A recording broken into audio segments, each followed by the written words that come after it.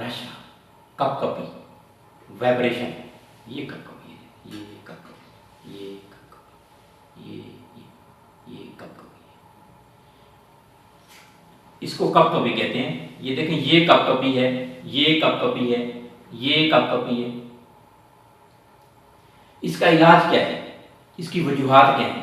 असाबी कमजोरी, फालिज, लकवा, जोड़ों के अमराज, इम्यूनिटी पावर का कम होना, उम्र रसीदा लोग इसमें ज़्यादा मुब्तला होते हैं, दिमागी ज़्यादा काम करना, उस वजह से भी कपकपी होती है, रशा होता है।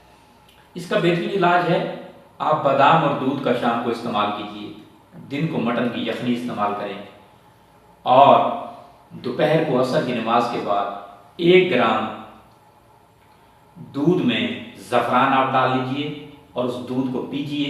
ये 20 रोज़ इस्तेमाल करेंगे, आप इंशाल्लाह ठीक हो जाएंगे। और बहुत सारे ऐसे मेरे पास पेशेंट्स आए हैं जिन्होंने लाखों रुपए की अद्वियात इस्तेमाल की हैं और वो तंदुरुस्त नहीं हुए। इसी ज़फ़रान से वो तंदुरुस्त हुए हैं और आप इंशाल्लाह ठीक हो जाएंगे। तो मेरे लिए दुआ कर दीजिए।